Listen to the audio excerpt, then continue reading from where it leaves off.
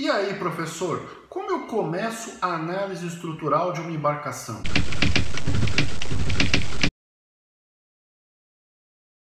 Seja muito bem-vindo ao Pitada de Engenharia. Você já sabe, você é inscrito desse canal, tem apreciado nossos vídeos diariamente e tem incentivado a produção de novos conteúdos. Hoje, um daqueles vídeos mais técnicos, voltados aos alunos de engenharia naval em especial, mostrando como desenvolver a análise estrutural de uma embarcação. Esse vídeo, na verdade, ele vai inaugurar uma série de vídeos onde eu vou mostrar na prática, passo a passo com vocês, como realizar esse tipo de análise. É um conteúdo que você dificilmente vai encontrar em outro lugar, é um conteúdo que, se não for feito com bastante cuidado, com bastante atenção, não vai ter uma validade significativa. Pode resultar em simplesmente números anômalos. E eu vou mostrar para você, passo a passo, como fazer uma análise coerente, eficiente e eficaz do teu projeto naval. Bom, você já deve ter visto que eu estabeleci em vídeos anteriores alguns dos pilares que eu vou usar nessa teoria que a gente costuma chamar de teoria de viga-navio. Então, no vídeo que está aqui em cima, que você deve assistir, você já deve ter entendido que um dos pilares fundamentais da análise estrutural, de qualquer análise estrutural, é a condição de equilíbrio. A verificação da condição de equilíbrio é fundamental para garantir a coerência da análise. Mas, professor, por que a condição de equilíbrio é tão importante? Eu já falei lá no vídeo, porque se o conjunto de forças aplicadas na tua estrutura não estiver em equilíbrio, o corpo então passará a desenvolver movimento ao invés de tensões e deformações. Logo, você terá um problema de dinâmica e não um problema de análise estrutural. Então, a condição fundamental, eu vou repetir isso infinitas vezes, tantas quanto for necessário para que a raposinha que está assistindo aí entenda, você sempre deve verificar as condições de equilíbrio antes de iniciar qualquer análise estrutural. E você vai ver que isso vai aparecer de maneira imprescindível nas análises numéricas usando métodos elementos finitos. Falaremos muito sobre isso no curso de Estrutural 2 e em muitos dos vídeos que vão aparecer aqui nesse canal. Então, para isso, inscreva-se, deixa seu comentário para que esse projeto possa continuar. Bom, além da questão do equilíbrio, a gente já estabeleceu um conceito que é bastante importante porque ele também é basilar da teoria de viga-navio. É o conceito de efeito global e efeito local. O efeito que permite desacoplar a análise em uma análise global e uma análise local da estrutura. Esse conceito ficou estabelecido no vídeo que está aqui no card em cima. E se você entendeu esse conceito, você compreendeu a abordagem que a gente utiliza em análise de sistemas complexos de engenharia, especialmente análise de estruturas complexas. Sempre que o efeito puder ser desacoplado, a gente então vai desacoplar os sistemas, realizar as análises individualmente e depois compor os resultados para recuperar o comportamento da estrutura.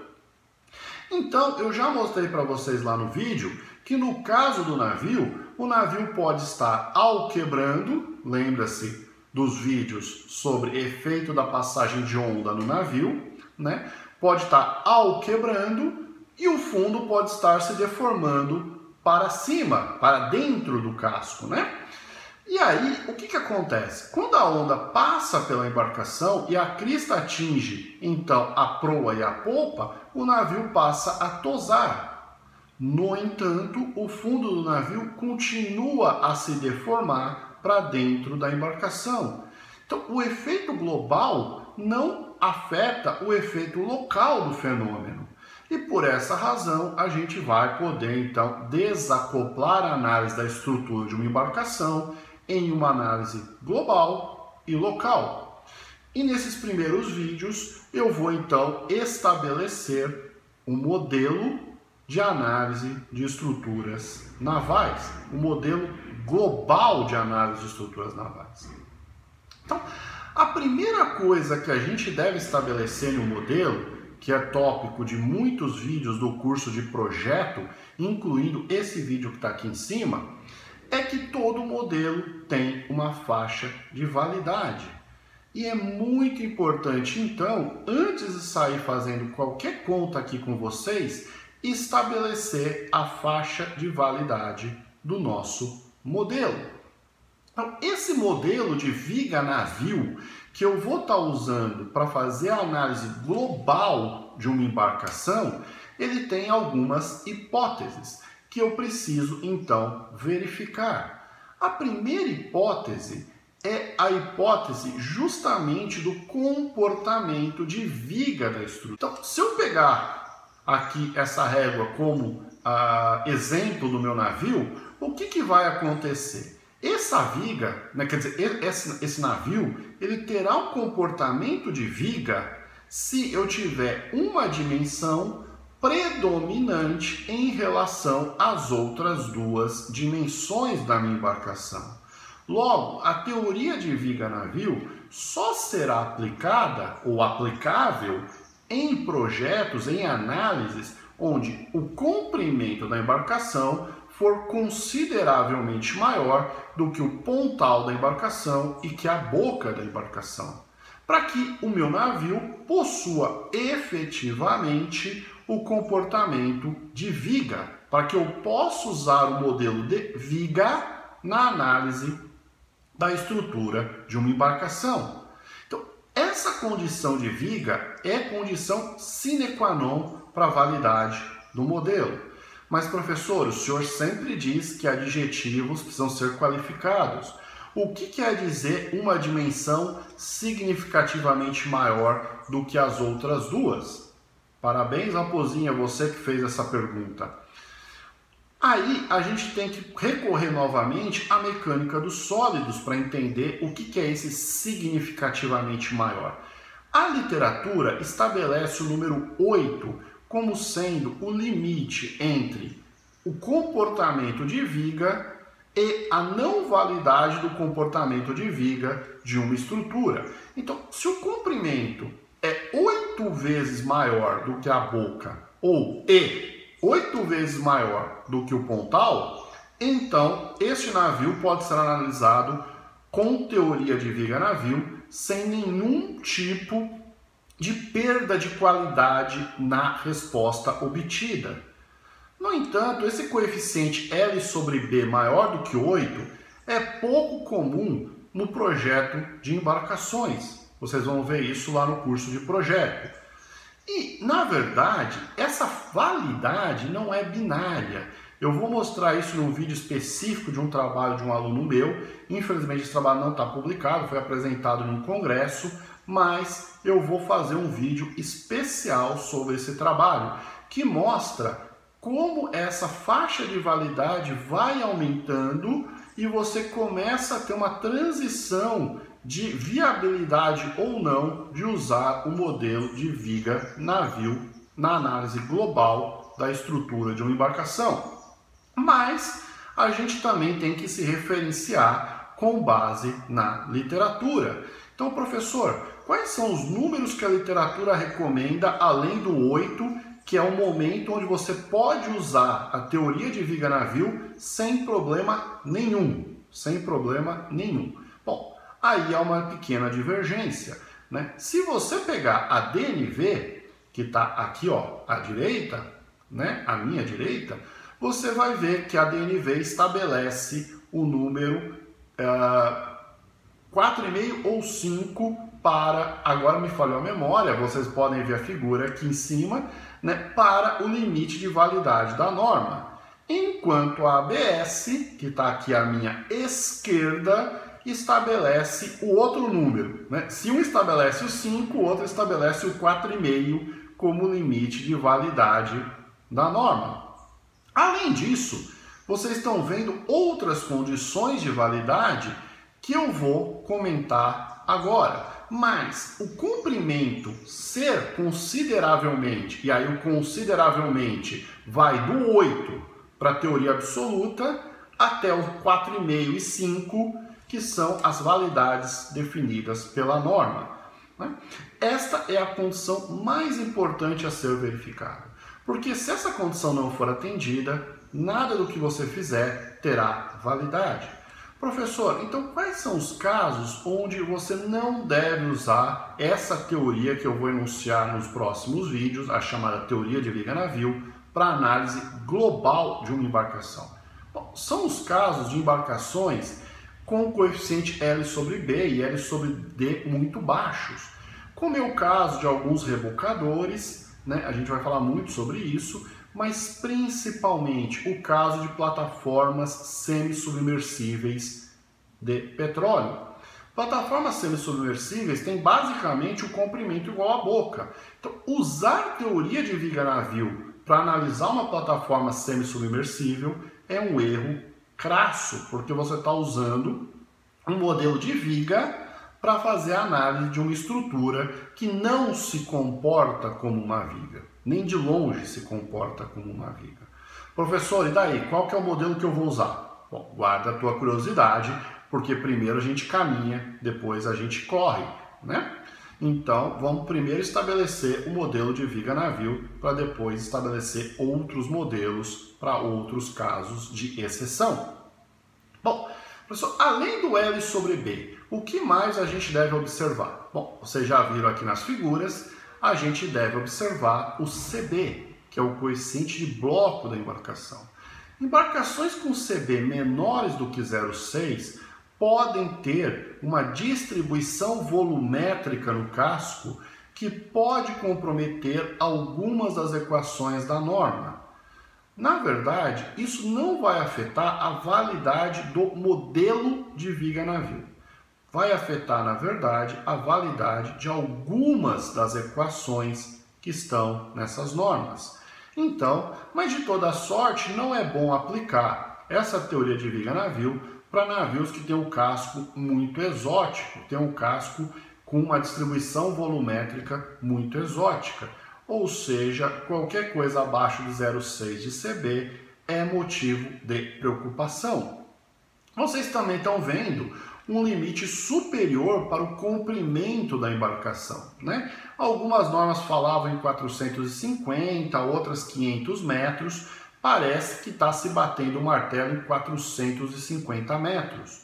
Ou seja, estruturas que passem de 450 metros também têm algumas questões associadas. E aí, novamente, não é um problema de validade do modelo de viga-navio, mas sim de algumas equações destas normas. Porque o efeito de onda começa a ter aquelas ondas gigantes que eu mencionei no vídeo que está aqui em cima do card, sobre passagem de onda no navio, qual a pior onda que o navio pode encontrar no mar, e aí vão começar a aparecer situações que não estão previstas usualmente na norma.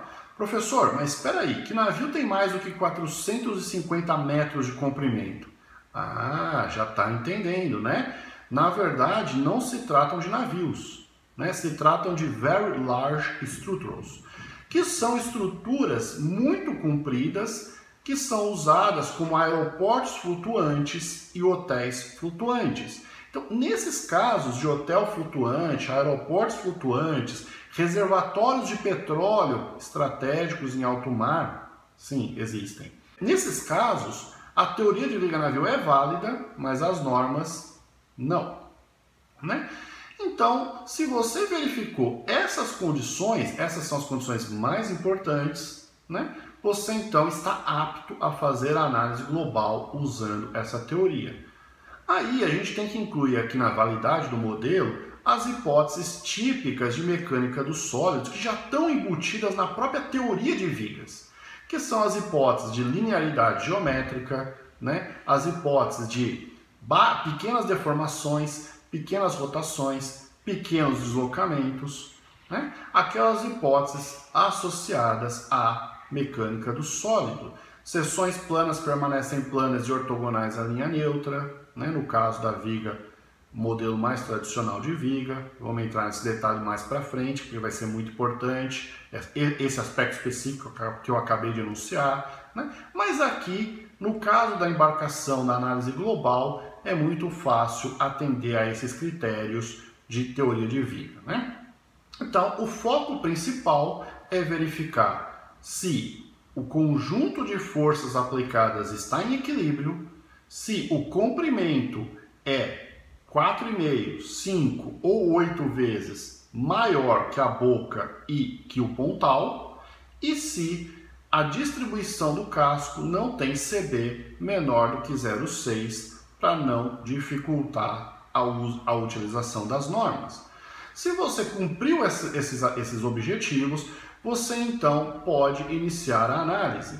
E aí a gente vai transformar o nosso navio em uma viga, como o próprio nome diz, viga-navio.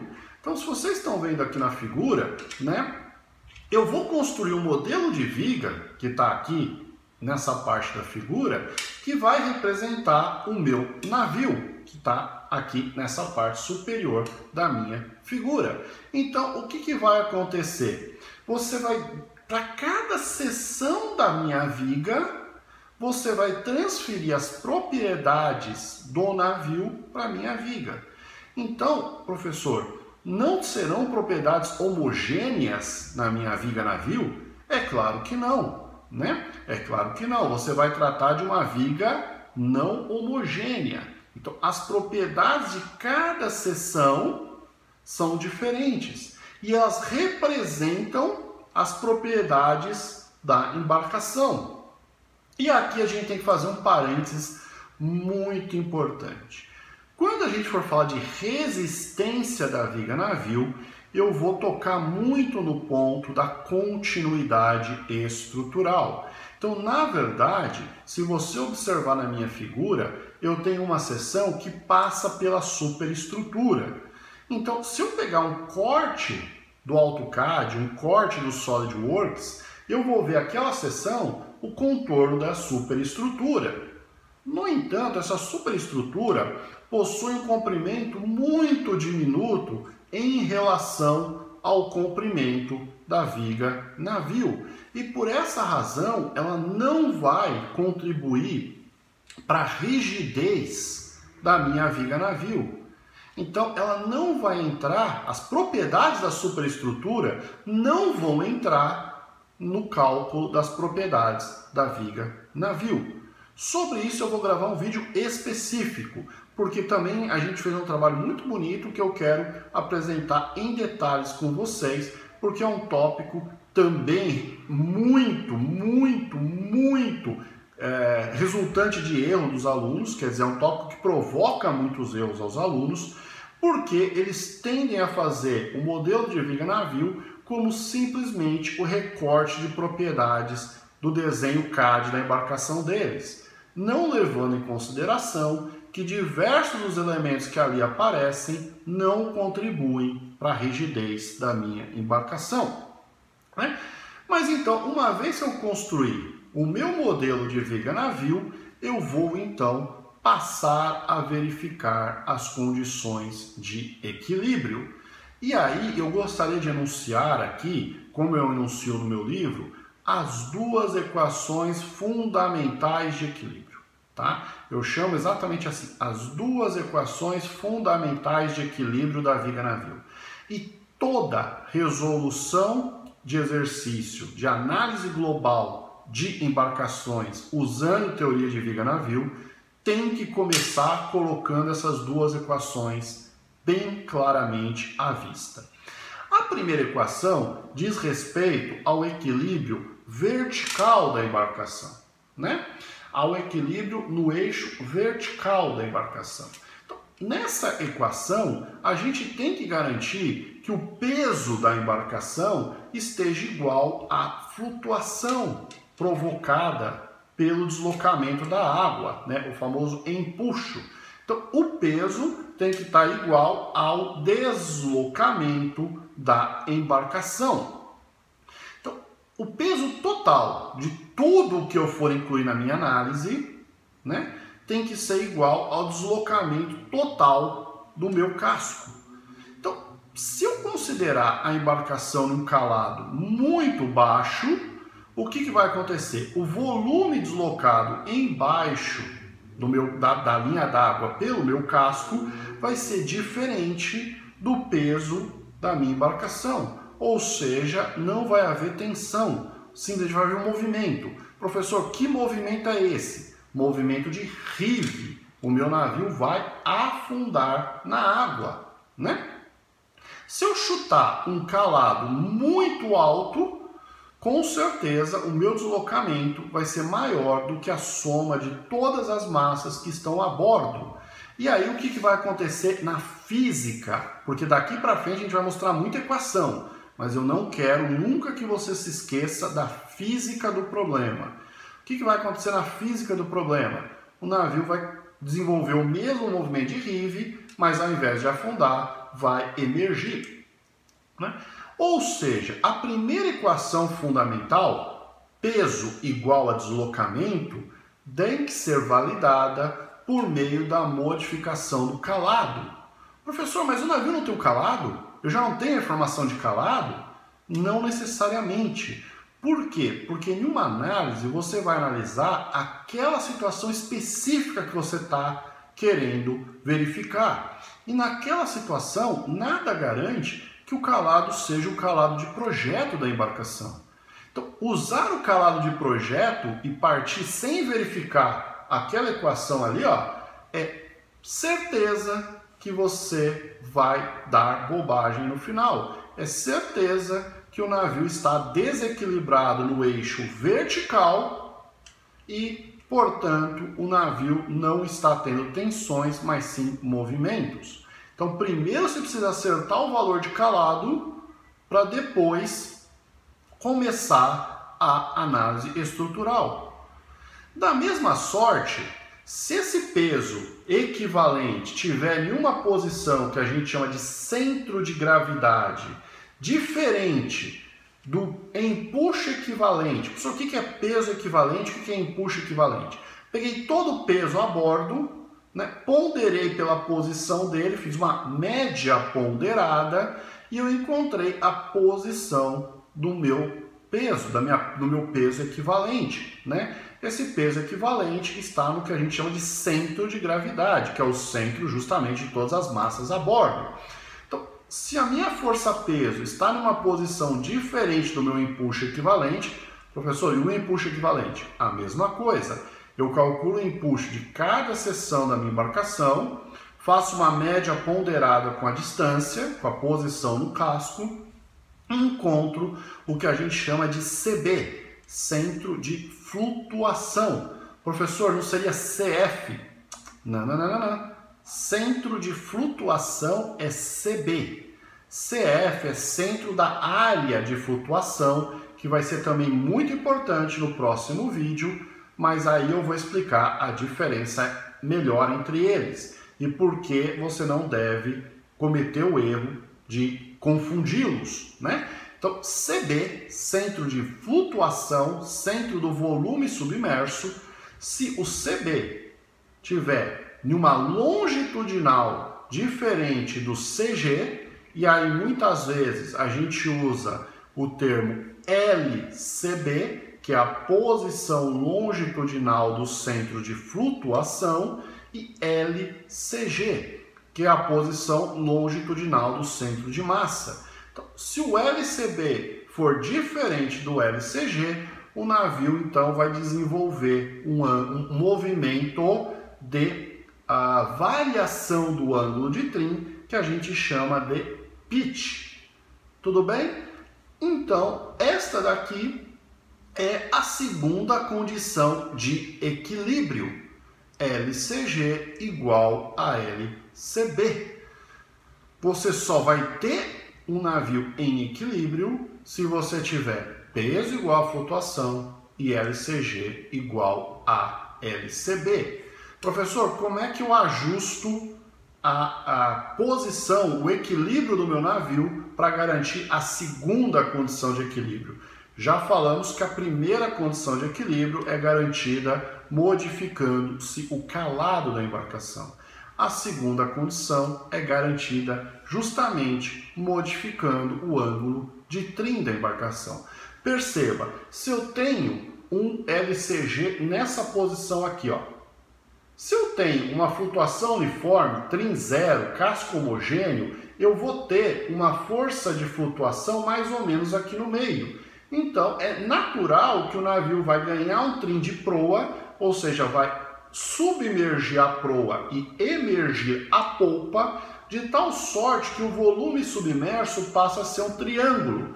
E aí o LCB vai se deslocando para a direita, até que ele então coincida com o LCG. E o navio pare de fazer movimento de pitch e estabilize nesta posição. É nesta posição que eu vou realizar o cálculo de tensões. Professor, mas eu quero fazer com trim zero.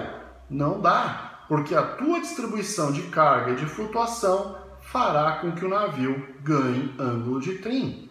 Fazer com trim zero é erro crasso, porque você está analisando uma situação que não está em equilíbrio. Vou bater nessa tecla até a raposinha entender isso, porque isso é o que dá o erro na resolução. E quando a gente começar a fazer planilha Excel, começar a fazer conta, começar a colocar equação no papel, a física vai se perder. E eu não quero que você perca a física. Então, navio em desequilíbrio vertical, corrige o calado até atender a primeira equação fundamental de equilíbrio. Navio em desequilíbrio em pitch, né? Corrige o ângulo de trim até atender a segunda condição de equilíbrio. Atendeu as duas condições? Navio está em equilíbrio. Aí sim a gente pode começar o problema de análise estrutural, que vai ser tópico dos próximos vídeos que eu espero que você assista. Mas espera aí, fica comigo. Essa questão ainda não terminou. Existe uma pegadinha nessa história, tá? Que é o seguinte: como em praticamente todos os navios a proa é diferente da popa, a única exceção é a barcaça, né? Mas a proa é diferente da popa. Então, quando você modifica o ângulo de trim da embarcação, você modificou o volume submerso, porque o volume que emergiu na proa será diferente do volume que submergiu na polpa da embarcação. Então, pode ser que você acerte a segunda condição de equilíbrio, mas aí a primeira condição de equilíbrio possa não mais ser atendida. Fala, professor, e aí, como é que eu resolvo isso? Muito fácil. Você vai ter que desenvolver um processo iterativo, né? Então, o que você vai fazer? Você vai chutar um valor de calado e um valor de trim. Professor, qual que é o melhor chute? Cara, os dados de projeto, né? Se você não tiver o trim de projeto, trim zero. Trim zero, calado de projeto. Verifica a primeira condição. Ajusta o calado até atender a primeira condição de equilíbrio. Depois, verifica a segunda. Ajusta o ângulo de trim até atender a segunda condição de equilíbrio. Depois, volta a calcular a primeira condição de equilíbrio. Você vai fazer um ajuste menor no calado, com certeza, menor no calado. Atendeu de novo a primeira condição de equilíbrio, verifica a segunda condição de equilíbrio. Faz um ajuste menor no trim, né? Até atender a segunda condição de equilíbrio. E aí você repete esse processo iterativamente até que as duas condições sejam atendidas ao mesmo tempo. Em situações que o navio não vai emborcar, né, por uma condição de posição de carga absurda, esse processo vai ser convergente e vai ser de rápida convergência. 3 ou 4 interações, mesmo com navios com proa e polpa bastante distintas entre si, né, você alcança a situação de equilíbrio e pode começar então de fato a análise estrutural. Tá bom? Eu vou mostrar isso para vocês no próximo vídeo e eu conto com a presença de vocês. Um forte abraço, pessoal!